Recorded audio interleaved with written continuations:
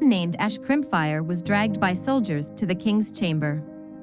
Amidst the assembly of great nobles, the king passes judgment to exile Ash. Ash, enraged by this judgment, vows to take revenge and destroy the kingdom. King changes his judgment and chops off Ash's head. King orders the soldiers to throw his remains in the holy lake to purify his sins. The head soldier, along with fellow soldiers, heads to the holy lake outside the kingdom and drops Ash's body and detached head. 7 years later, drought falls on the kingdom. Minister claims that their empire would hardly last one more year. Minister suggests using the holy lake's water to solve his problem. King makes the required arrangements and builds a pipeline from the holy lake into the kingdom. Miraculous everlasting holy lake solves the problem. Suddenly, a mysterious man enters the kingdom showing urgency to meet the king. The mysterious man calls himself Raziel, messenger of God. Raziel points out the king for defying the gods.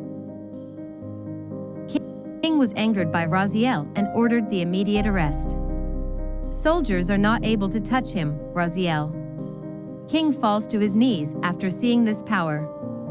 Raziel continues to remind the king about his unjust against Ash Crimpfire. Raziel suggests that there is only one way to survive the wrath of gods, which is to revive Ash Crimpfire and plead mercy. The thought of defying Raziel has already gone after seeing its power. Soldiers are surprised to see the great king kneel and obey orders from Raziel. King too possessed some mysterious powers which had always amazed the people of this kingdom. King questions to know about the process to revive. Raziel continues to claim that even though Ash has died, his soul remained at the holy lake, continuing to plead to gods to seek revenge on this kingdom all these 7 years.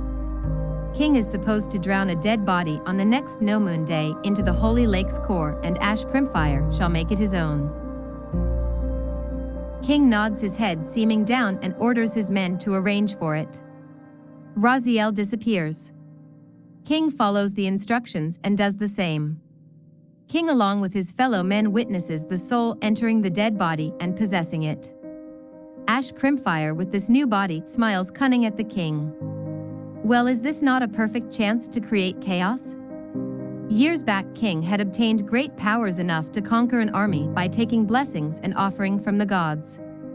King was extremely ambitious, but had taken care of the kingdom enough to take praise from the gods. Ash Crimpfire was the son of this king, Sebastian Crimpfire. Ash also seemed to inherit unusual powers and seemed to communicate with the dead like his dead mother. Prophecy was made that Ash Crimpfire, by the time he reaches his major, he will gain immense power enough to destroy a kingdom. Ash would far exceed the king. King feared the power of his son, who someday goes out of control. King orders to kill Ash, keeping this in mind.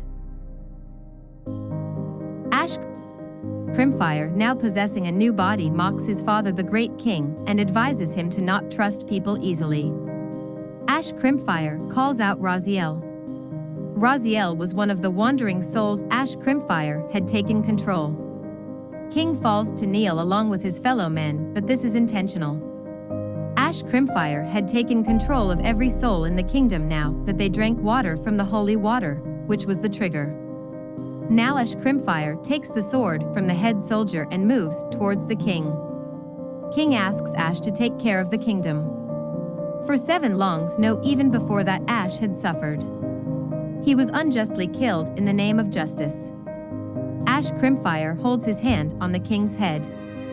Ash Crimpfire shall prove that prophecy wrong. Ash Crimpfire erases all the memory of the king and the people of the kingdom relating to the prophecy and his powers.